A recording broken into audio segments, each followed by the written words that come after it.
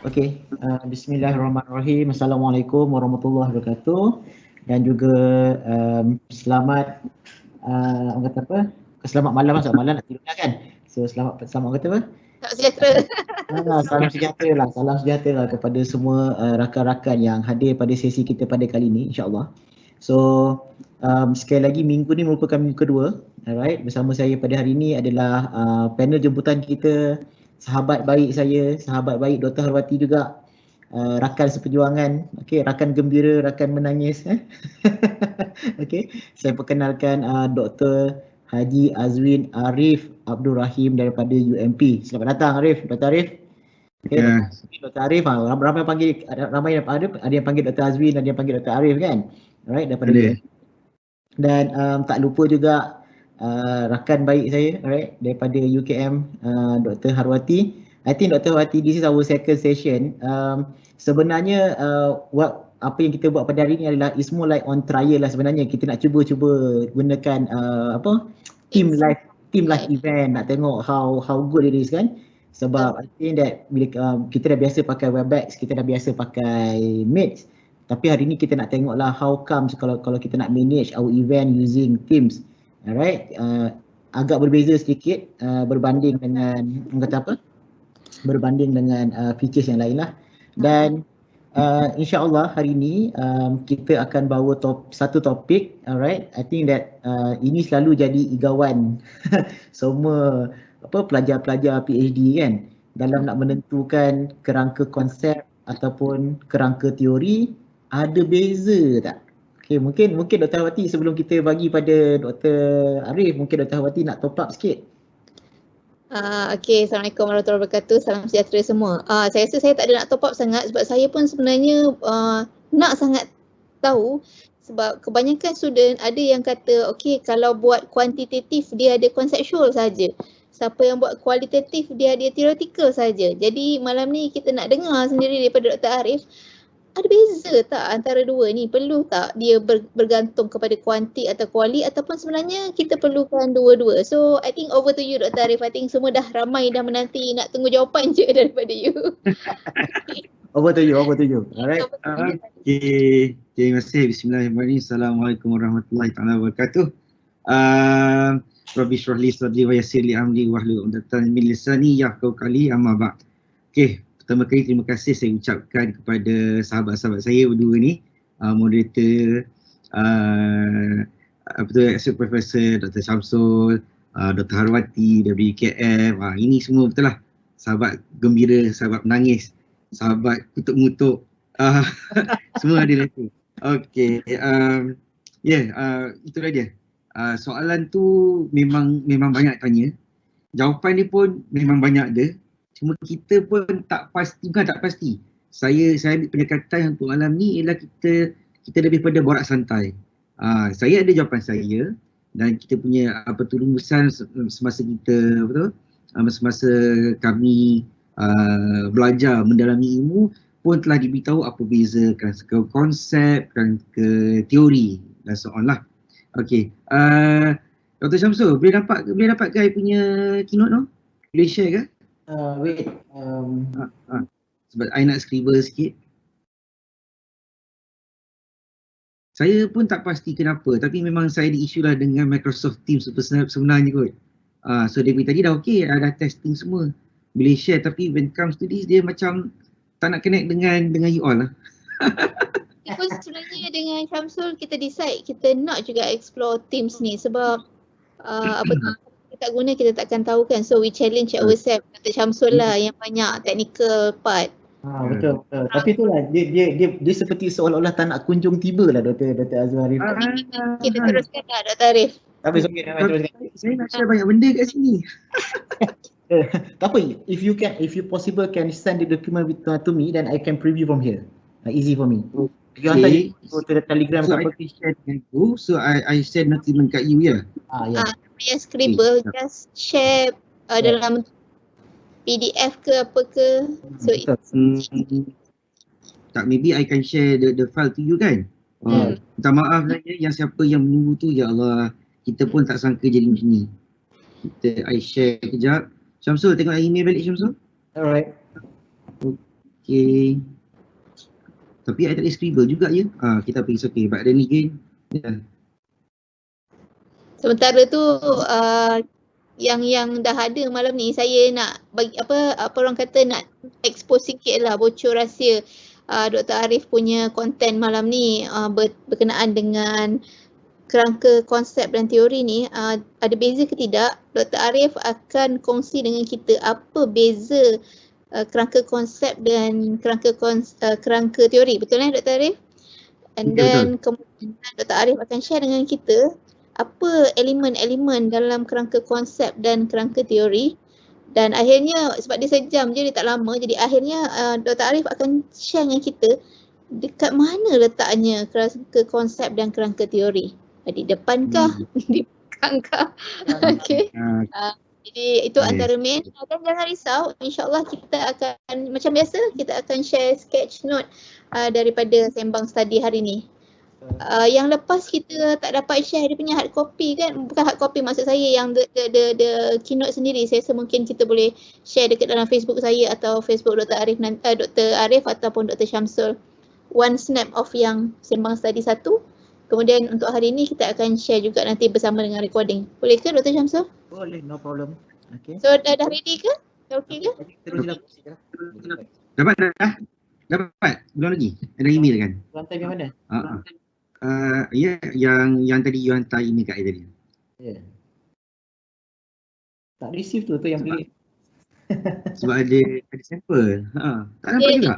Dia nak minta Dr. sembang dengan kita ni. Dia nak sembang. Saya sembang. Tapi bila sembang ada sampel menarik sikit kan? Tak apa. Okey. Tapi kita tak apalah, kita teruskan perbincangan kita. Okey, sebenarnya apa beza kerangka konsep dan kerangka teori ni So itu persoalan yang paling banyak ditanya. Kadang-kadang macam student PG saya pun tanya juga, doktor, apa yang bezakan kerangka konsep dan kerangka teori? Dan kenapa doktor suka paksa saya juga buat kerangka konsep? Yang itulah dia. Okey, baik. Terdapat pelbagai mazhab ataupun banyaklah cabang-cabang ilmu yang mengatakan kadang-kadang kalau dalam penulisan ilmiah ni kena ada dua-dua. Okay? Ada yang kata tak perlu ada dua-dua. Ada yang kata tak perlu dia langsung. Itu yang kita nak cuba kupaskan. Right, pada pandangan saya sebenarnya, dia cakap tentang kerangka konsep ni, sebenarnya dia macam ni, kita understand dulu apa maksud kerangka konsep.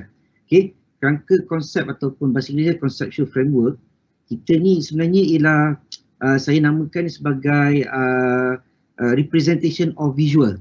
Kita boleh tulis, macam contohnya kita tulis kita punya statement of problem, variable yang ada. Tapi bila disebut tentang kerangka konsep, dia akan menceritakan secara visualnya apakah yang sebenarnya penyelidik tu nak buat dan bagaimana penyelidik tu nak buat. So maknanya dia lebih kepada penggambaran secara gambar rajah. Okay. So bila cakap tentang gambar rajah ataupun visual representation, sebenarnya ini yang unik sebab conceptual framework ni sebenarnya memang unik kepada pengkaji. So maknanya kalau dia buat research dia ataupun dia buat study dia berkaitan dengan sesuatu fenomena, dia dah ataupun pengkaji tu dah mula menyelidik. Sebelum ni dah tengok apa teori, dah tengok apakah konstruk, apakah variable dan bagaimana nak mencapai objektif kajian. So dia mula susun dengan contoh-contoh visual representation lah. So kat mana? Itulah dia, kalau saya dapat share video, tak dapat juga Dr. Syamsul? Ada? Tak dapat juga? Tak dapat. Ada? Tak ada. Oh, ini betul-betul menduga. Tapi saya boleh share dari screen saya kan? Tak Saya boleh. boleh share. Okay, tak apa, nanti saya share. Okay, saya cuba share kat sini lah kot. Kalau ada. Rugi pula. Kalau tak dapat share. Mana pula ya? Kan? Dekat sini pun dah hilang. Alahai. Okay. Saya tak nak hilang momentum. Sekejap, boleh tak buka? Okay. Baik, okey, tak nampak juga. Okey, tak apa. Saya share screen. Okey. Oh, okey. I rasa I tahu kenapa dia tak bagi I macam-macam. Sebab baru upgrade Big Sur. Nampak tak? Oh, semua tak kasih. Ya Allah ya Rabbi. Bismillah, bismillah. Sikit lagi. Saya akan cuba. Okey, Microsoft Teams. Okey. Oh. Dia kata kalau saya share terus dia akan shut down. Tak boleh lah. Jangan. Tak sanggup. Okey, baik Okey.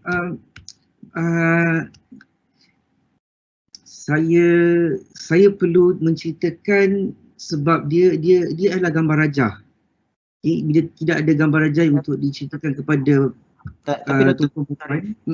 Tapi kan, kalau kita tengok daripada perspektif dalam konteks Malaysia lah kan. So biasanya kalau kita tengok in term of orang kata apa, penghasilan sesebuah tesis, nak tak nak ataupun ia tak mahu, kalau kita tengok kebanyakan tesis memang ada kita panggil sebagai conceptual framework ataupun theoretical framework. So because of kita macam seolah-olah ini macam satu, bukan saya kata satu kemestian, macam satu orang kata apa, macam ni Dr. Wati, kita kata rasa macam memang satu keadaan kena ada. So tapi kalau kita tengok rakan-rakan kita yang melanjutkan pengajian di luar negara kan, kadang-kadang tak ada pula isu-isu begini berlaku kan. Jadi mungkin dapat mungkin maklum balas ke ataupun respon daripada rakan-rakan, mungkin boleh tengok perbandingan di antara mereka yang buat dalam negara ataupun luar negara ke sebenarnya hampir lebih kurang sama aja. Okey, itu persoalan bagus. Sebenarnya sebelum saya dapatkan tajuk ni, saya dah memang tanya beberapa student yang buat di luar negara. Okay, take for example from Australia ada, from New Zealand pun ada.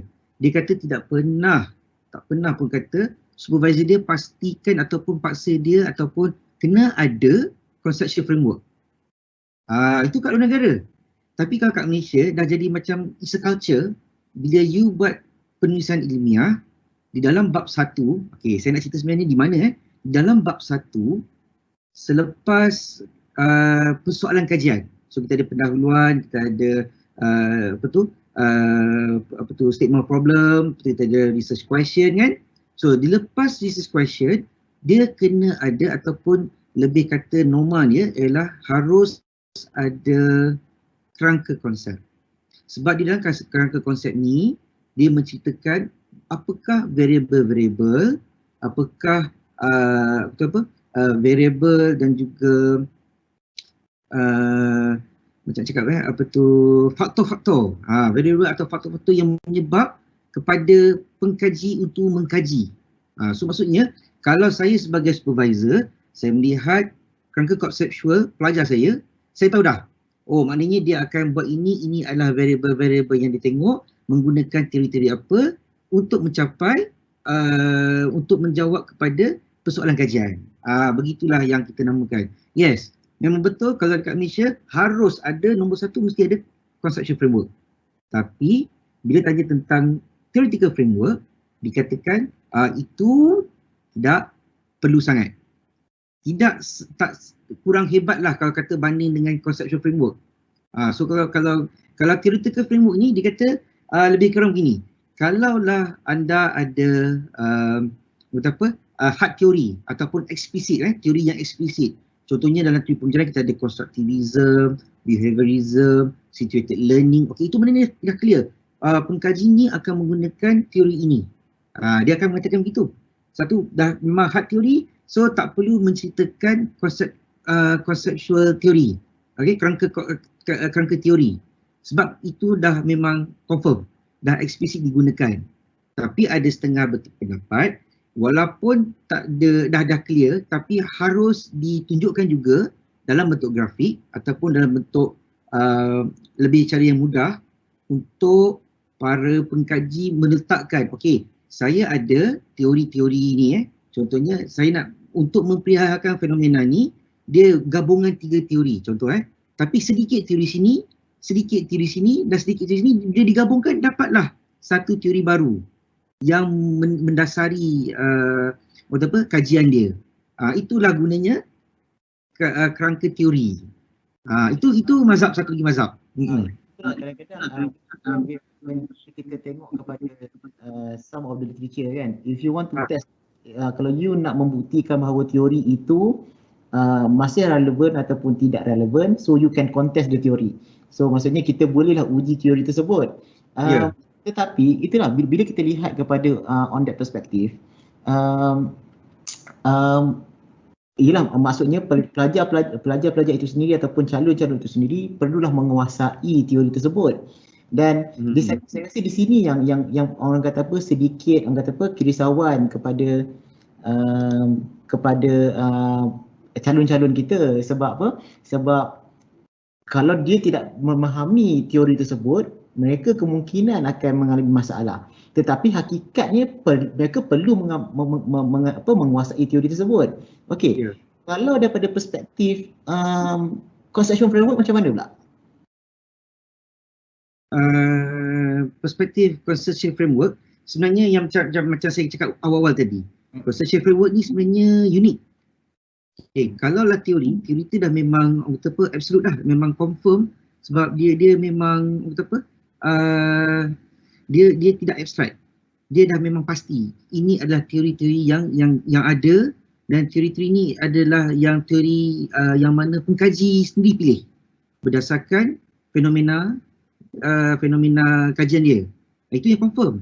Tapi dari segi theoretical framework, conceptual framework, dia lebih santai. Dia ialah unik kepada pengkaji sebab ini ialah pemahaman dia. So pemahaman dia, bagaimana dia menzahirkan pemahaman dia daripada secara abstrak dia letak dalam gambar rajah. Itu maknanya tidak ada perlu kerisauan, tak ada kegusaran, sebab tidak ada salah dan betul dan salah di dalam conceptual framework. Saya setuju. Tak ada salah. Betul, sebab apa? Sebab mungkin Dr. Awati, you punya unmute your mic. Dr. Awati mungkin boleh tambah sikit. Saya cuma nak bacakan ada satu soalan dekat dalam Q&A ni daripada Anonymous ni. Dia tanya conceptual framework dan theoretical framework, adakah kedua-duanya dalam bentuk diagram? Itu soalan yang pertama. Kemudian soalan dia seterusnya, ada banyak ni soalan dia. Which one come first? Conceptual ke theoretical? Mungkin Dr. Arif boleh respon yang tu dulu. Okey. Saya respon soalan pertama adakah dalam bentuk diagram? So jawapan dia tidak semestinya.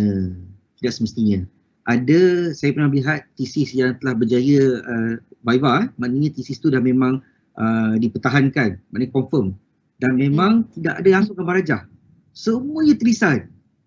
So memang menarik. So maknanya kalau conceptual framework tu, bila kita baca conceptual framework, macam saya cakap tadi, ialah gambaran dari segi bentuk visual, tapi pengkaji ni dia menggambarkan dalam ayat. Tidak ada salah, cuma effort kita lebih lah. Effort saya sebagai pembaca kena lebih lah, kena baca, oh okey, so mental kena dalam kepala saya. Tapi nampak, so maknanya dia berjaya memperihalkan dalam bentuk penulisan. Sama juga dengan theoretical framework, dia berjaya menunjukkan di dalam bentuk penulisan, tidak ada gambaran. Tapi selalunya benda-benda ni kalau theoretical framework lah, sebab bagi saya theoretical framework ni dia memang kena konstruktif lah, maknanya dia memang clear. So bila dia tunjuk dalam penulisan very short, 2.1 apa, 2.2 apa, 2.3 apa, so kita dah nampak secepat mungkin dan kita boleh faham apa yang diperkatakan. Alright, so jawapan dia tidak semestinya visual, tapi saya cadangkan kepada pengkaji-pengkaji ataupun yang pelajar-pelajar yang baru nak explore ni kan, cubalah jadikan dalam bentuk visual. Zaman sekarang ni orang kata cuba lukiskan. Nampak? Dia kata lukiskan tu maknanya kita kena buat grafik lah. So grafik tak semestinya kena lukis yang hebat. Cukuplah bulat, segi, 3 segi, anak panah. Itu kata apa? Visual representative. Dia sebenarnya kalau dapat yang estetik tu, cantik tu kira bonus. Tapi kita jangan buang masa dengan estetik tersebut sebab yang kita tengok tu konten dalam tu, betul tak Dr. Wati? Itu betul. Cakap pasal buang masa, dia ada satu soalan yang menarik lah seterusnya daripada attendee lah. Attendee tanya, berapa maksimum teori dalam satu theoretical framework? Ada maksimum atau minimum ke doktor? Dia sebenarnya theoretical framework ni ialah teori yang pengkaji sendiri guna. So kalau kata satu kajian tu mendasari cuma dia dua teori. Tak perlulah pengkaji menceritakan segala teori penuh di dalam apa ada kat dunia ni. Ada 365 teori semua nak tak perlu. So maknanya theoretical teori yang kita nak ni, apakah teori yang mendasari kita? Secara epistemologi asal usul ilmu kita tu apa dasar dia, kita guna teori tu. Itu yang saya faham lah. And then tadi soalan tadi ada satu soalan yang kata siap mana datang dulu. Mana datang dulu, ya betul. Okay, so ada orang tanya kan, telur datang ke ayam datang dulu. So sama kan. Apa konsep datang dulu ke teori datang dulu. Dia macam ayam dengan telur lah, dia sama je isu dia ni. Macam mana tu?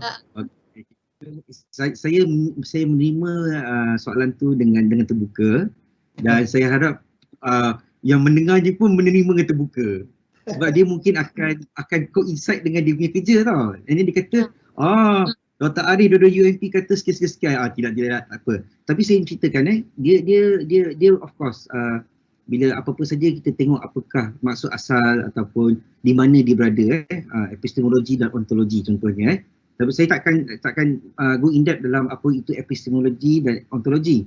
Tapi kalau untuk menjawab pertanyaan tu, bila kita tanya apa mana datang dulu, konsep dulu ke teori datang dulu. Yang saya baca, yang saya hadam dan yang saya berguru dengan beberapa orang-orang yang sifu yang hebat lah kan. Dia kata of course konsep datang dulu. Sebab konsep menceritakan apa penyelidik nak buat dan bagaimana penyelidik nak buat. Okay. So bila sampai ke teori pula, teori akan theoretical framework akan berada di bab 2 di dalam literature review bahagian teori. Okay. So dalam literature review bahagian teori, kerangka konsep akan berada di situ. Question dia, adakah di depan ataupun di belakang? Depan dia dua. Dia dua. So bila kita dalam literature review, sorotan literature kita, bila sampai kat dengan teori so kita nak ceritakan apa teori kita pakai. So kita ada dua option. Satu, kita jadikan dia di hadapan, itu sebagai as a mukadimah lah, roadmap. So bila tengok, okay, sampai teori, ada satu konsep teori. So maknanya dia cakap tentang beberapa teori atau 3 teori. So maknanya lepas ni saya faham, teori pertama akan dikupas, teori kedua akan dikupas, teori ketiga akan dikupas berkaitan dengan pengkaji ataupun kajian yang akan dijalankan. Itu satu. Ataupun sebagai summary. Selepas bahagian tinjau literature, bahagian teori, towards the end kita jadikannya sebagai conceptual framework, menunjukkan okay inilah visual representative teori-teori yang diguna pakai di dalam kajian ini. So itu jawapan dia. So kalau compare dua ni, saya yakin dan saya percaya konsep datang dulu, theoretical datang kemudian. Tetapi tidak salah dan saya pernah lihat ada tesis yang sebelah menyebelah. Betul. So dia sebelah menyebelah. Maknanya di dalam bab 1 selepas research question, dia terus letak theoretical framework dulu. Dia ceritakan apa dalam ini ialah teori akan digunakan. Selepas tu ada pula conceptual framework. So jawapannya, kalau lah tesis tu berjaya di defend, maksudnya terima pakai. So saya rasa Malaysia lagi saya tertarik bila Dr. Arif sebut tentang epistemologi asal usul ilmu. Dr. Wati, cerita pasal epistemologi ni, I teruk kena belasah pasal epistemologi ni. I ingat lagi kena belasah teruk. Asal usul ilmu kan, kalau saya macam yang Dr. Arif kata tadi, yang mana datang dulu itu bergantung kepada school of thoughts kan. Betul. School of thoughts masing-masing different researcher dia ada different school of thoughts. Dan kadang-kadang apabila kita cerita tentang conceptual framework tadi, of course kita dah plan dalam kepala all the construct related to the study. Kita dah ada kita punya apa orang kata presume hypothesis kan. Sebelum kita nak gaji kita ada assumption of hypothesis yang kita nak test. But in order for us to test, kita mesti ada keberadaan asal usul ilmu tu. So therefore sometimes in some situation ada researcher yang dia buat conceptual framework dulu dan dia kupaskan asal usul ilmu yang mendasari conceptual framework tu. Kan is that what you meant just now kan? Dan talking about epistemology dan ontology kan, keberadaan ilmu. Asal usul ilmu yang mendasari dan apa knowledge tu, teori yang menyebabkan keberadaan ilmu tu. That's why kita selalu kata theoretical underpinning the research. So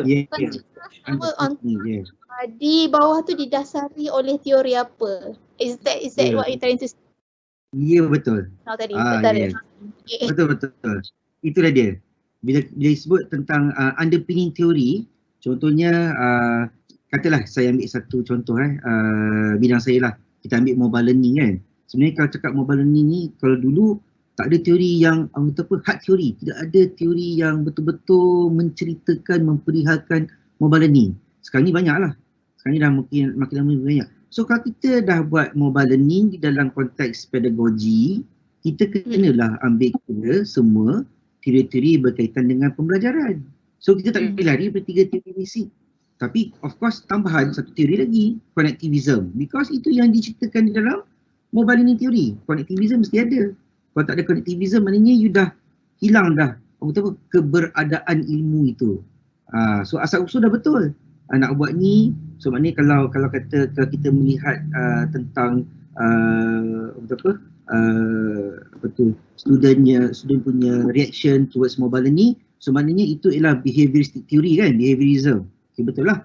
Epistemologi datang, tapi bila sampai keberadaannya kita mungkin kurang. Sebab itu bila cakap apabila supervisor tanya kan, what is your underpinning theory, underpinning theoretical theory? Itu dah dia, theoretical framework ataupun the basis of your research. Apa teori pakai? Peliklah kalau kata Ain bercerita tentang non-behavioristic, tapi you pakai teori yang tidak kena mengena. Contohnya Bandura yang menceritakan tentang motivasi. Macam mana tu? Larilah kan? Contohlah. So teori yang kata ada satu soalan menarik. Sorry to interrupt. Daripada Dr. Azli Syam ke Encik Azli Syam, it's very interesting question. Dia tanya, jika ini macam teka-teki, jika kerangka konseptual letaknya selepas persoalan kajian, maka di mana letaknya kerangka teoretikal? Saya dah jawab tadi, dah jawab dah. Okey, saya cadangkan. Ini saya, kalau tanya saya personally, saya akan cadangkan kerangka teoretikal berada di bab 2 di dalam sorotan literature. Antara kita ada cerita pasal past studies dengan theoretical yang kita bincang. So saya rasa theoretical framework berada di sana, di dalam bab 2 di bahagian teori. So kita tak boleh lari dari teori akademik kan. Kita memang akademik. Orang kata apa, teori tu is a body of knowledge yang rasanya kita tak boleh tinggalkan. Dan kadang-kadang apa yang berlaku adalah, ini pandangan saya, saya rasa ini pandangan saya lah. Kadang-kadang kita terlalu fokus terhadap konsep, tetapi kita lupa teori yang sepatutnya mendasari perkara tersebut. Kadang-kadang kita punya idea kita nak letak macam-macam, tetapi teori itu tak sejajar dengan apa yang kita nak bangunkan. Itu yang kadang-kadang I think that saya setuju dengan apa yang Dr. Arif kata. Kena faham dulu teori dalam bidang tersebut. Sebab kalau kita tak faham yang itu, kemungkinan kita akan lakukan kesilapan yang besar. Jadi mungkin saya yakin bahawa perkara yang menjadi kesukaran kepada kita adalah, saya rasa lah, mungkin teori itu sebenarnya mungkin tak cukup kuat pada pelajar tu sendiri ataupun sebab saya rasa kalau konsep ni kita bolehlah berangan-angan ataupun kita boleh cedok tambah jadi. Cuma tinggal adakah ianya boleh membuktikan, itu bergantung kepada teori yang dipilih. Okey, Dr. Arif, saya ada satu soalan. Oi, bahaya dong. Kadang-kadang bila kita melihat kepada konsep conceptual framework ni kan, ada dia punya macam contoh ada model-model, ada macam orang kata apa, macam dia punya model-model tertentu ke yang kita boleh design ke, ataupun is based on the creativity of the calon ke, atau macam mana? Untuk conceptual framework so kalau kerangka konsep ni, nama pun kerangka konsep, dan saya pun dah bincangkan yang kerangka konsep ni unik. Maknanya unik kepada pengkaji. So tidak ada spesifik model. Tidak ada spesifik model. Saya boleh cerita satu experience. Saya pernah buat conceptual framework saya, bila saya buat sampai supervisor saya, sifu saya lah, Prof. Dato' Amin ni, dia kata apa tau? You punya conceptual framework ni cuba buat paper. Buat paper maknanya hantar. Saya terkejut, memang diterima pakai dan memang scopus paper lah. Even though, itulah dia. Sebab dia unik dan dia memang boleh memperihalkan apa yang nak buat untuk mendapatkan apa you punya target kan. Tapi itu susah tu. Sebenarnya susah tu untuk publish conceptual framework. Agak tahu kalau kita tanya pada Dr. Scopus kita, Dr. WS, Dr. Hawati kita. Kan? Kita tanya Ratu Scopus, tolong jawab. Susah ke tidak? Memang susah sebab bila nak come out dengan conceptual framework tu, you punya sebab dia sama macam kita tulis conceptual paper. Conceptual paper, salah faham orang adalah orang selalu ingat kita buat conceptual paper lagi senang, kita buat paper ada data. Sebenarnya fahaman itu salah. Sebab in order for us to write that concept, kita kena betul-betul digest apa yang kita nak cerita and synthesize. So, berbalik kepada menerbitkan conceptual framework tadi, you must be able to represent whatever teori ataupun construct dekat dalam framework tu and able to convince reviewers lah with whatever conceptual framework that you have come up with lah. So, it's very difficult, very challenging. Kadang-kadang mungkin reviewer boleh tembak balik dan tanya the reliability of the conceptual framework. So tu adalah antara cabarannya, which is I think memang kita kena belajar ni how to publish a research framework. Sebab tu bila I think that it was very interesting point bila tadi berdasarkan kepada pengalaman Dr. Arif tadi, yang mana supervisor dia tengok sebab dia kata okay you pergi publish. Kita tanya tadi pada pakar ataupun Dr. Scopus tadi, dia kata memang betul. So sekarang ni maksudnya, alright, maksudnya ada weight sebenarnya, ada weight yang sebenarnya kita boleh tengok potential ni. Sebab kadang-kadang kita buat paper mesti ada data, tapi kadang kita lupa yang part yang ini sebenarnya kan. Jadi kalau kita sebenarnya conceptual framework tu kita kena anggap dia sebagai the jewel of kita punya research. That is the most expensive part. That is the most expensive part. It's like you bina sendiri tau. Conceptual framework ialah benda yang you reka sendiri berdasarkan all the construct ataupun variable yang you susun untuk menceritakan, macam you dapat menunjukkan ada lompong tau, ada gap. Sampai kat sini sekali. So macam I pernah dengar one professor, a great professor, cakap even that pun you boleh IP kan because it's unique for you. And it is something yang memang macam you cakap lah, Dr. Hawati cakap. It's our jewel. IP kan. I did mine. I IP kan I punya conceptual framework. I do. Okay. Betul. Yes. Okey, sebab kita ada banyak soalan Dr. Arif. Mungkin saya boleh bacakan soalan sambil tu. Adakah conceptual framework diaplikasi dalam kajian kualitatif? Conceptual framework. Sebenarnya kajian kualitatif atau kuantitatif semuanya boleh pakai. Memang boleh buat conceptual framework because kualitatif pun untuk kata apa, you nak explore kan, kualitatif kita lebih pada exploration based from the interview ke apa ke, kita explore benda yang tak boleh dikonfirmkan atau kuanti kita nak confirm sebab dia memang quantify. Tapi bila kita nak tengok apa fenomena berlaku di belakang, apa yang exploration dia ialah di dalam kualitatif, itu saja dapat buat. So jawapannya ya, betul. Kalau nak buat kualitatif pun tidak ada isu untuk jadikan conceptual framework. Sebab boleh, sebab dia apa macam this is what I want to do. Unik ke pengkajian. Okey, soalan seterusnya. Banyak soalan Dr. Arif bertambah mungkin Dr. Syamsul pun boleh jawab juga sebab dua-dua sebelum ni both of you all punya research pembangunan kan. Soalannya daripada Cik Azri Syam ni, Cik Azam tanya, adakah apabila melibatkan tajuk kajian pembangunan model atau instrumen, adakah hanya satu kerangka saja yang perlu? Berbalik kepada jawapan yang kita Dr. Pumpang tadi lah kan. Sebenarnya dua-dua pun perlu Dr. Arif? Dua-dua pun perlu Dua perlu. Okey, saya mengaku saya tidak ada theoretical framework. Saya tidak ada theoretical framework sebab saya membina model. Okay, so saya punya teori memang dah hard teori dan memang saya yakin ini ialah teori yang digunakan. So sebab saya punya kepercayaan theoretical framework datang apabila kita cross teori. So saya tidak cross teori. Saya kata teori ni memang ada, memang perlu, memang ada, memang harus. So tidak ada theoretical framework. Framework is very comprehensive lah. But I bet the explanation your conceptual framework must be very comprehensive so that you don't have your theoretical framework in your study. Is that I can bet that. I know how you write. Faham kan? Boleh faham. Sebab I rasa dalam memperihalkan, tapi sebenarnya itulah dia. Again tidak ada right or wrong. It's actually towards the end of the day, you kena tanya balik kepada supervisor cukup tak cukup atau perlu tak perlu.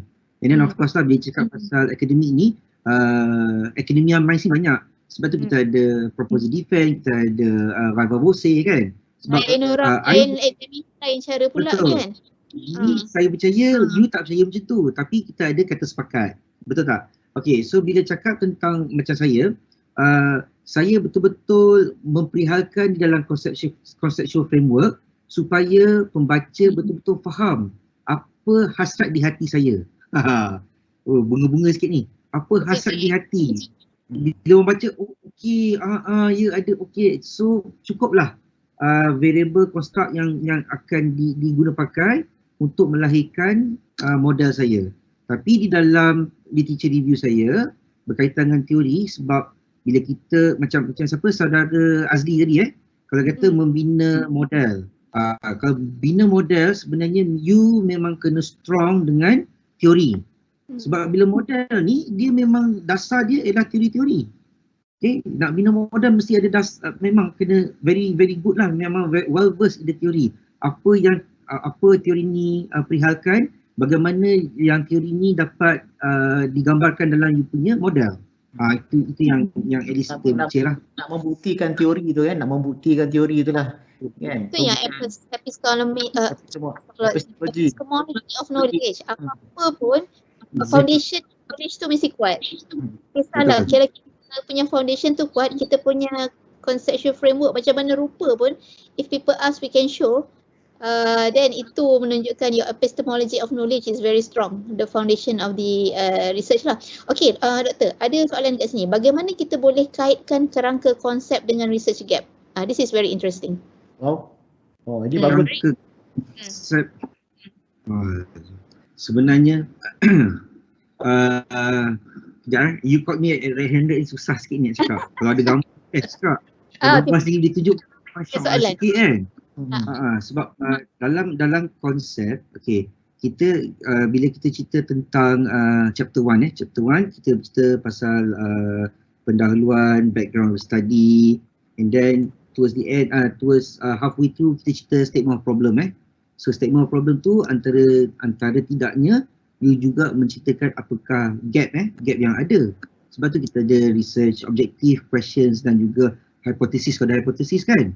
So bila di dalam pendahulu kita punya statement of problem, dan juga statement problem kita kan. Statement problem kita menunjukkan ini ialah apa yang ada dan kita nak resolve. Bila kita nak resolve tu, of course lah yang kita resolve tu ialah gap kan. Itu salah satu mazhab fikirkan. Setengah mazhab sekarang ni saya rasa ramai yang ceritakan tak semestinya kena ada gap, betul tak? Ada orang yang ada gap baru boleh jadi PhD paper. Ada gap baru boleh itu. Tak semestinya. Must be a gap. Kalau kita faham teori tu, kalau kita faham konseptual yang kita produce tu, there must be a gap somewhere. I always believe that. Betul? Ya. So Dr. Hawati dah percaya dah kata mesti ada gap. Tak ada gap memang tak lepas lah proposal you kalau tak ada gap. So mungkin Dr. Syamsul kata alah tak perlu gap. Yang pentingnya ada new. Betul tak? Ada something new. Sebab my belief my belief is gap itu akan ada. Just a matter of macam mana you kenal position you dan nak kenal pasti position you kena tahu you punya dependent variable and independent variable. So meaning that apakah yang mempengaruhi di antara satu sama lain. Dan saya kadang-kadang melihat bahawa kadang-kadang dalam kesibukan kita membina framework, kadang-kadang kita hilang kita punya dependent variable dan also dependent variable tu. Kita tak tahu kat mana letaknya benda tu. Kan? Bila dia tanya dekat mana you punya let's say behavior kan. Ya, Dia ada dekat ada behavior, tapi dekat dalam theoretical framework mana cerita behavior. So same goes to the other way round. Dalam teori ada behavior tapi dalam conceptual tak appear langsung. Betul. Ya, ada. Itu yang sebenarnya bila sampai defend ataupun proposal defend kan. Bila orang tanya apa variable you, terus hilang. Dah takut dah, hilang dah, tak tahu kat mana nak cakap. Sebab dia tak apa kata apa setengah pengkaji ataupun student yang baru explore, dia mencari macam kita lah, kita cari sorotan literature kan untuk support kita. Dia pun mencari sorotan literature baru yang mengatakan tak perlu ada gap. Possible. Saya tak kata salah. Bagi saya itu saya lebih terbuka. Kalau tidak ada gap, maknanya ada benda yang baru. Kalau tidak ada benda yang baru, maknanya mesti ada sesuatu yang betapa unik ataupun again lah, soalan dia mesti you nak resolve, nak solve problem. Okay, hidup buat orang PhD ni kerja dia ialah mencari problem dan solve problem. Masalah. Kan? Cari masalah, tak ada masalah cari masalah. Apa masalah lah ni? Jangan terang Sudah masalah. Dan dah dapat akhirnya masalah. Itulah dia. Dekat sini ada daripada ini Dr. Siti Fatimah ke ataupun Siti ni, dia kata CF is entirely depends on what our study is and TF is the theories that we hold on our research. Betul ke dia tanya? Bingo. Bingo. Correct. Siti Fatimah kata thank you for sharing. Point 1 second. Yay. Alright. Okay. Ada soalan lagi yang berkaitan? Ni dah pukul 9.50 tapi banyak soalan dekat dalam Q&A ni. Okay, mungkin ada saya pick a few at random sebab banyak soalan tapi mungkin kebanyakan soalan tadi dia pusing-pusing sebenarnya Dr. Arif dah jawab tadi. Ada soalan dekat sini. Adakah kalau kita gabung beberapa variables daripada teori atau model, adakah ianya digelar theoretical framework atau conceptual framework? Kalau dia gabung beberapa variable. Beberapa variable daripada beberapa teori. Adakah itu jatuh jadi dan akhirnya dia akan dapat hipotesis kan? So adakah ini digelar theoretical framework atau conceptual framework? Dekat mana dia nak position discussion yang ni, argument yang ini? Okay, yang ini sebab saya kadang-kadang kita nak jawab soalan ni on the atas angin susah juga, takut salah kod kan. Tapi kita kena faham bagi pihak Dr. Arif. Sebab bila dia mention ada UTOP model teknologi acceptance ini, macam saya punya research lah sebelum ni. Saya percaya dia sepatut apabila kita menceritakan tentang variables yang berbeza dan macam mana kita come up with the hypothesis, that should be positioned dekat dalam conceptual framework. Because bila kita gabungkan variables tu, kita nak test benda yang luar daripada, meaning that kita adapt and adopt, kita modify the model. Contohnya UTAUT ni kita dah modify variables dia, kita nak test hypothesis kita. So that should be positioned dekat dalam conceptual framework. But at the same time, dekat theoretical framework kena cerita juga kenapa construct tu appear dekat dalam kita punya conceptual framework. And that is where dekat dalam theoretical framework tu kita discuss in detail according to previous studies, according to parents theories, as well as topical research yang ada dekat dalam area tu. Melihat keperluan orang ni kata macam ni, orang ni kata macam ni, end up that's why kita rasa benda ni perlu masuk modified and masuk dekat dalam UTAUT contohnya. That's what I believe lah. Am I on the right track? Tapi kalau tengok pada UTAUT tu kan, saya nak tambah sikit yang UTAUT tu. I think kalau kita tengok kepada sebenarnya dalam pembinaan kerangka conceptual framework ni, dia ada beberapa common model tau sebenarnya yang kita kena tahu. Sebab apa? Kadang-kadang kita buat kerangka konsep tu maybe because of the cause and effect. Alright, the cause, you ada cause, you ada effect. Ataupun kadang-kadang dia bersifat clinical ataupun dia bersifat linear kan, kita nak tengok daripada satu ke satu, daripada satu ke satu. Dan kalau ada macam contoh UTAUT tu tadi, saya melihat dia lebih kepada matrix model. Maksudnya dia ada macam contoh you ada independent variable A, you ada independent variable B, tapi you nak test juga you punya you nak test you punya multi-dimensional of dependent variable. So dia matrix, dia macam matrix kind of. So macam kisah UTAUT tu dia lebih kepada, dia lebih mirip kepada matrix. Kan? You ada banyak variable and then you nak kena silangkan you punya, orang kata apa, you punya variable tu dengan dependent and independent variable. So yang itu mungkin saya boleh katakan is more like on the matrix model yang digunakan. So jadi dia punya statistical analysis tu jadi kompleks lah because of ada banyak benda yang nak dibuktikan. And that is PhD level, Dr. Syamsul? Wow, it's wonderful lah kalau you boleh buat macam tu because of kenapa I kata begitu, because of the first number one is the statistical model yang I think based on the conceptual framework tu nanti dia akan melibatkan statistical. So of course kalau you tengok contoh macam tadi UTAUT tu kan, I tengok beberapa thesis, I think that Dr. Hawati pun buat benda yang sama, and then I have read a few thesis. Memang statistical analysis dia wonderful. Apa kata? Memang kalau I pun tengok, kalau I baca pun I rasa macam menangis jugalah kan, nak fahamkan dia punya data tu. Tetapi yang ini juga saya rasa kita kena bincangkan, adakah statistik ini menentukan kesarjanaan PhD tu kan? So gaya topik macam mana? Itu macam topik ni kesarjanaan ni, level kesarjanaan ni. Adakah metode itu menentukan kesarjanaan kita kan? So itu pun menarik juga buat topik tu kan. Tunggulah tu, tunggu. Minggu keempat kan? Kita topik minggu depan. Adakah tahap menentukan kesarjanaan? Minggu depan ni topik lagi kita buat teaser dia promo dia lagi. Wow. Okay. Kita ada 4 minit lagi. Ingat ni perbincangan kita ni. Ada Encik Yusai ni ataupun Dr. Yusai ni tanya, boleh tak Doktor jelaskan adakah gap tu sama dengan novelty? Saya cuba jawab dekat dalam tu, tapi mungkin kita nak dengar jawapan daripada Dr. Arif jugalah. Adakah gap equal to novelty? Saya tolong jawab itu. Saya kata once the gap is filled, you are contributing to the body of knowledge, meaning that you are giving something novel to the knowledge lah. Is that correct? Ya, saya yakin macam tu juga jawapan dia, betul. So bila you dah fill in the gap, itulah novelty you.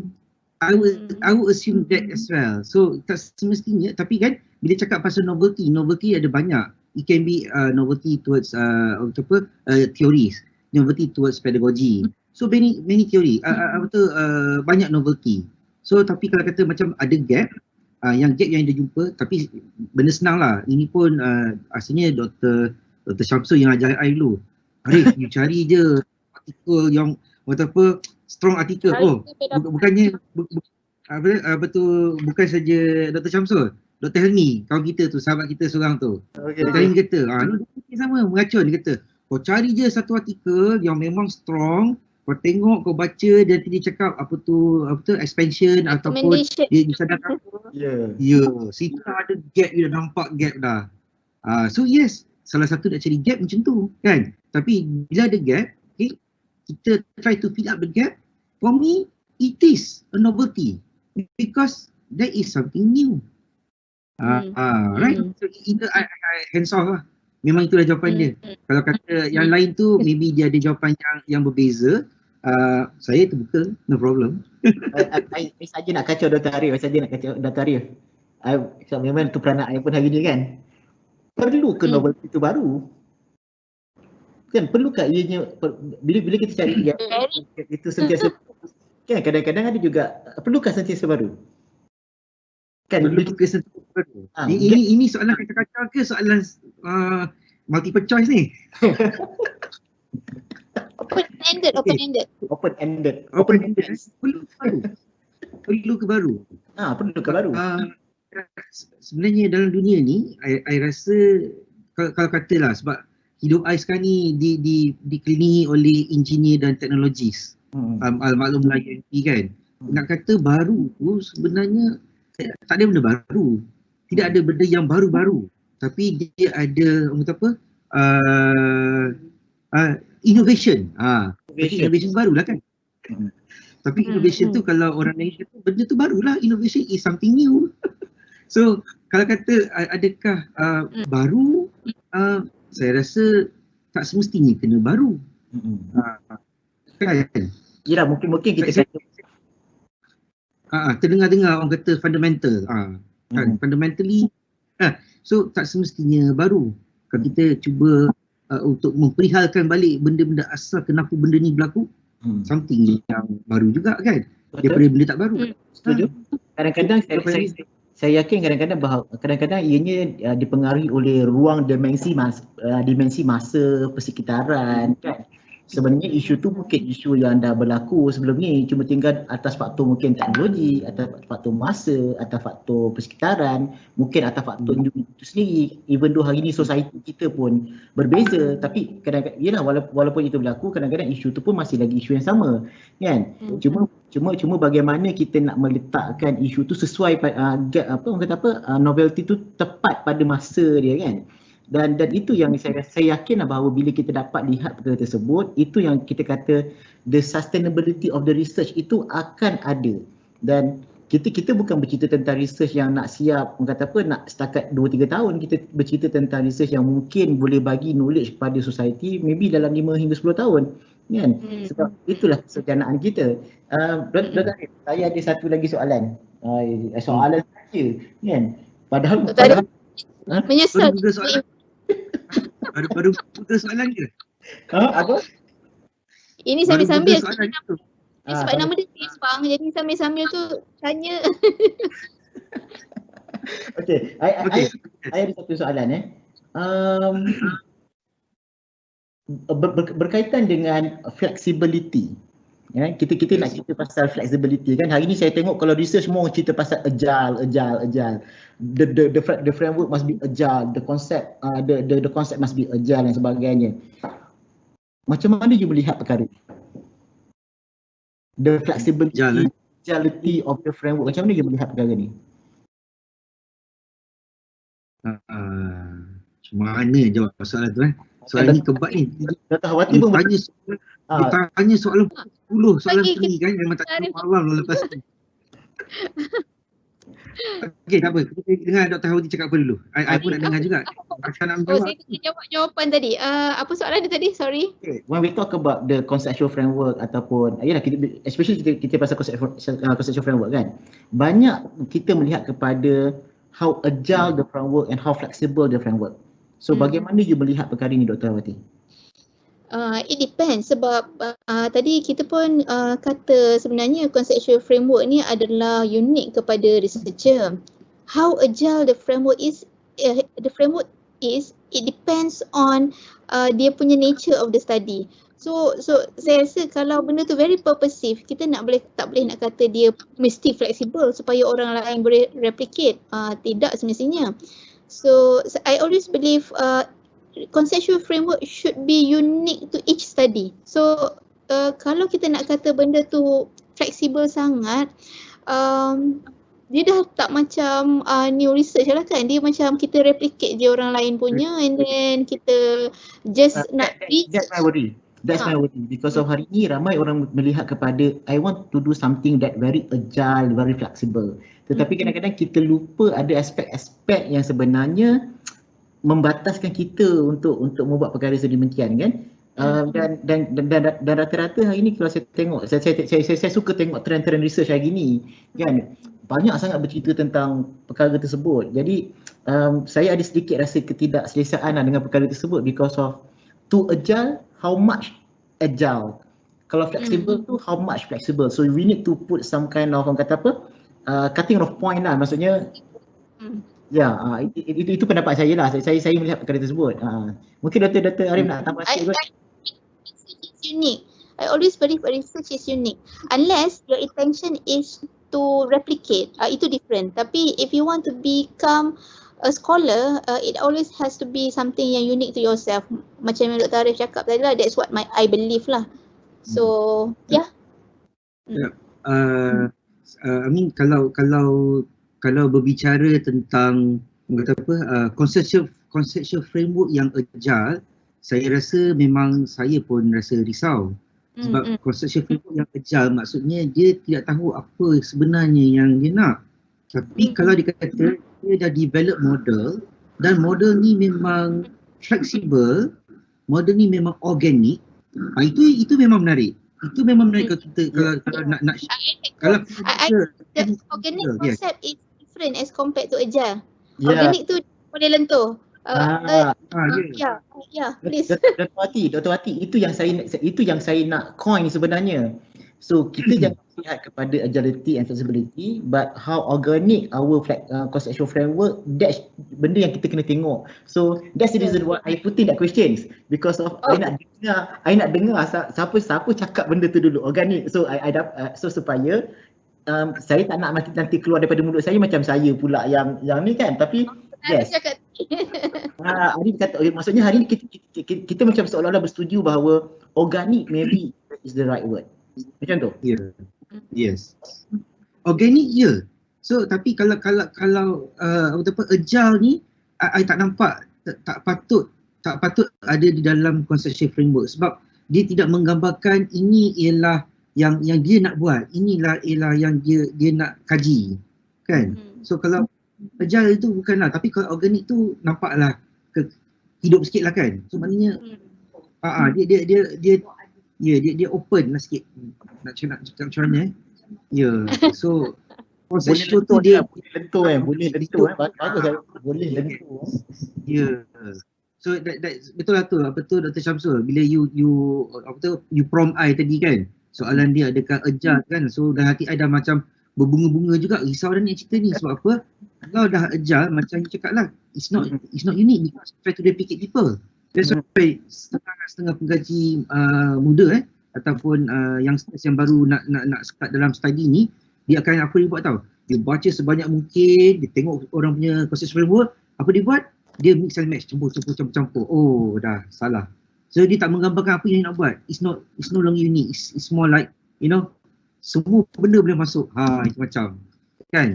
So itu yang kita pun dalam dunia akademik ni pun risau juga kalau kata student bawah kita ataupun our disciple ni cuba replicate benda yang sama. So kita kena, we have to remind ourselves dan juga remind orang yang bertanya kepada kita yang semestinya conceptual framework ialah unique to you and unique to your study and how you represent, so that orang faham, dia faham apa yang dia buat dan dia memberi pemahaman kepada yang melihat dan baca. Itu tadi. Dr. Arif, ada soalan kat sini. Sebenarnya ada banyak soalan ni. Saya minta maaf kalau saya termiss. Saya terpaksa pick random sebab sekarang pukul 10.10 kita punya sembang ni sepatutnya sampai pukul 10. Mungkin saya ambil satu soalan last yang saya minta kalau ada yang tertinggal. Satu je lah. adakah jika kajian kita melibatkan performance measurement, ini macam sesuai dekat Dr. Syamsul juga ni sebab cerita pasal performance KPI measurement kan, assessment dan sebagainya, contohnya index adakah kita perlu tunjukkan model yang dah established dalam kerangka konsep? It's a bit tricky question. Adakah kita perlu menunjukkan different model tu dekat dalam kerangka konsep yang kita establish? Jawab tu. Dr. Arif jawab tu. Ini bukan bidang saya ni. Saya rasa kalau jawab pun takut salah salah jawapan. So kita serahkan kepada yang jawab ni kan. Okey. Dia pasal apa? Performance measurement macam index contohnya. Index. Kalau index memang memang kajian saya, PhD saya memang ada buat kajian index juga. So kalau kajian index memang kita kena guna established instrument. So meaning that nak start from scratch boleh, tapi banyak proses dan pendekatan yang saya ambil adalah because of saya buat design development, so ada juga on the performance test juga yang saya buat. Saya lebih gemar untuk mengambil established instrument. Cuma apa yang saya buat adalah saya tak adalah ambil direct the instrument, just maybe have adopt and adapt the instrument, dan kemudian kita juga tidak merujuk kepada satu instrumen. Mungkin kita merujuk kepada beberapa established instrument. But again, when the time kita nak test kepada sampel kita, I do encourage that kita buat dahulu pilot test untuk instrumen tersebut. Because of what? Because of the condition yang ada pada sesuatu lokasi ataupun geografi, kemungkinan juga tidak sesuai pada keadaan, mungkin juga ada halangan ataupun mungkin tidak sesuai pada keadaan kita kat sini. Dan I think that some of the scholar dalam bidang assessment juga, kalau kita tengok scholar dalam bidang assessment ni a bit rigid sikit because of dia memang nak yang fundamental, maksudnya fundamentalnya dia punya yang mesti ada established, dia mesti established. Bila melihat kepada established tu dia kena valid, dia kena reliable. So valid dengan reliability ni memang aspek yang paling penting. So kalau contohlah nak buat sendiri-sendiri, itu payah sikit lah untuk ni. Tapi kecuali kalau tembak lah tu. Cuma kalau betul you ambil dalam bidang psychometric ataupun dalam bidang assessment, yes, you have to do that.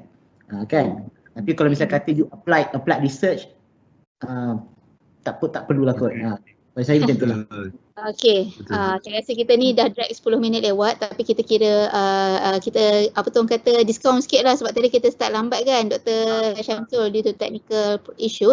Tapi I think that was the last question yang kita jawab, dan untuk makluman Dr. Arif, banyak sebenarnya soalan kat dalam Q&A ni. Tapi most of the soalan mungkin overlapping, ada yang dah dijawab.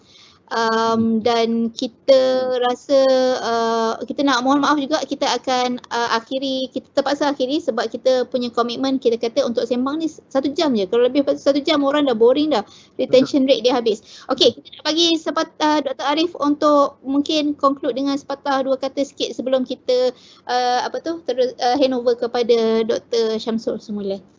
Okay, over to you Dr. Arif. Alright, so orang panggil akhir kalam. Akhir kalam. So, bila akhir kalam orang kata, kat mana kalau social science ni kan, kita fokus kat apa? Itu dia. Orang social science dia tanya fokus kat apa?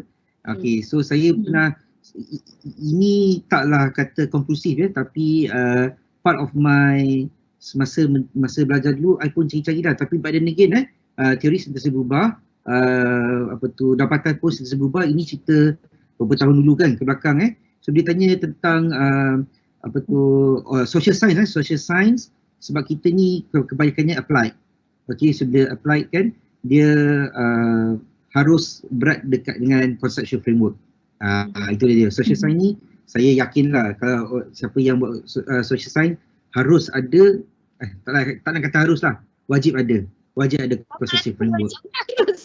Harus wajib. Perlu ada. Tak ada harus. I kata wajib je. So kalau ditanya I personally, I kata kan, kalau as a social science study ataupun researcher, wajib ada. Wajib ada conceptual framework. Tapi kalau macam natural science, contohnya yang natural science ni macam mana macam nak kata engineering tak juga. Macam mana? Science, eksperimen, Yeah. yang banyak bermain dengan lab semua tu. Yang itu dia akan jadi berat kat dia, wajib bagi dia kena ada theoretical framework. Itulah dia I nampak. Kau kata, you bagilah conceptual dengan theoretical. Mana patut ada dekat masa apa. So jawapan saya ialah, okay, kalau you social science, please tolong ada conceptual framework. Tapi kalau you natural science, please ada theoretical framework.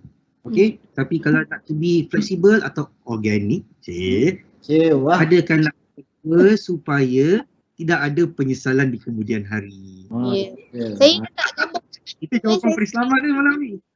Saya sketch kat situ saya punya apa tu kata representation of course regardless of conceptual framework atau theoretical framework tu dia macam rumah lah rumah, rangka rumah tu.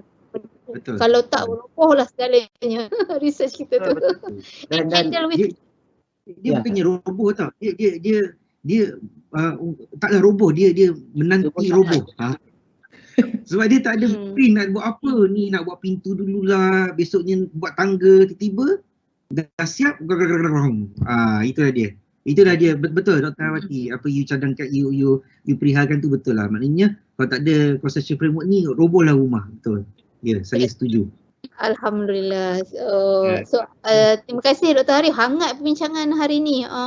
Terima kasih. Saya rasa kalau sampai lagi mau banyak lagi benda nak cerita ni, tapi apa tu, InsyaAllah kita akan jumpa lagi nanti untuk sesi yang seterusnya. Untuk malam ni kita ucapkan terima kasih banyak dekat Dr. Arif for apa tu accepting our invitation dengan tajuk yang menarik ni yang Dr. Arif bagi ni.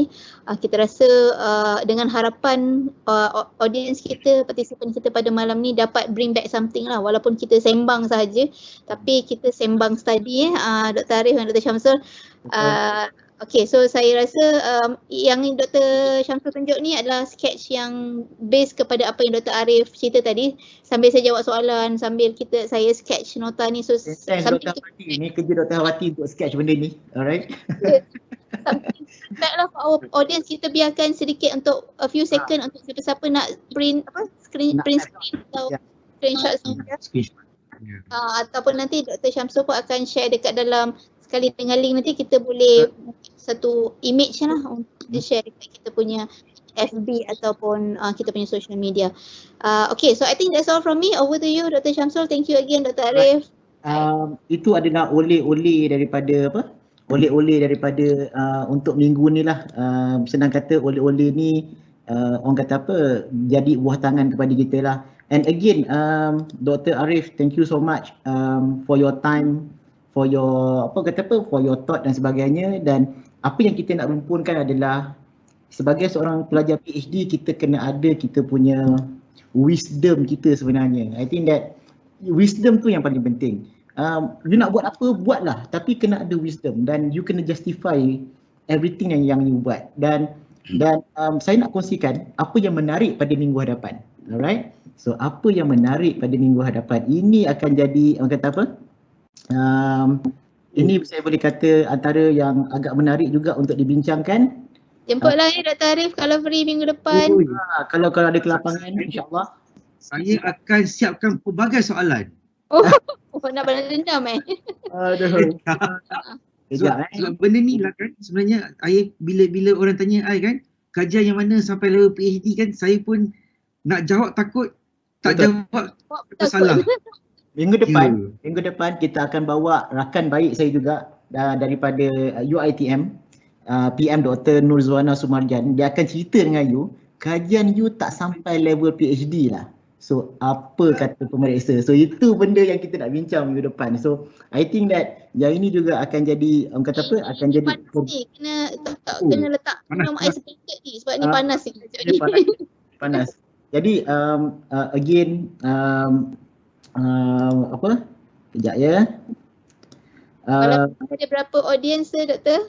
So far hari ni 70 orang attendee yang datang, alhamdulillah. Thank you so much. saya juga dapat personal message banyak sangat berkaitan dengan dengan program kita pada hari ini, dan insya-Allah untuk makluman semua juga rakan-rakan, saya akan muat naik juga, saya dah muat naikkan sembang 1 dekat dalam YouTube channel saya, dan sembang 2 juga untuk sesi ni juga kita akan muat naik juga dalam YouTube channel. Alright. Dan kalau boleh mungkin Dr. Wati boleh share kot link YouTube channel pada mereka. Dan saya nak ucapkan ribuan terima kasih pada Dr. Arif atas masa you all, dan kemudian saya nak ucapkan rakan baik saya, moderator saya, counterpart saya daripada UKM, thank you so much for today. We did kita dah buat satu sesi yang agak memberangsangkan apa saja. Kan ada interaktiviti 2 hal ni pun agak menarik pada hari ini. Jadi dengan itu saya ucapkan ribuan terima kasih dan kita sudahi dengan surah Al-As. Dan kita harap bahawa semua teruskan perjuangan anda. Semoga segala usaha kita akan sentiasa diberkati dan dimudahkan oleh Allah Subhanahu Wa Taala. Jadi kita jumpa pada minggu depan. Stay tune. Okey. Assalamualaikum. Okey, lambai sikit. Aifik gambar Arif. Okey, thank you Dr. Arif. Satu lagi. Aifik Dr. Wati. Alright, so kita jumpa minggu depan. InsyaAllah. Assalamualaikum. Assalamualaikum. Bye everybody. Terima kasih. Hey guys, thank you very much. Thank you Dr. Alright. Take care, bye. Assalamualaikum. Bye. Assalamualaikum.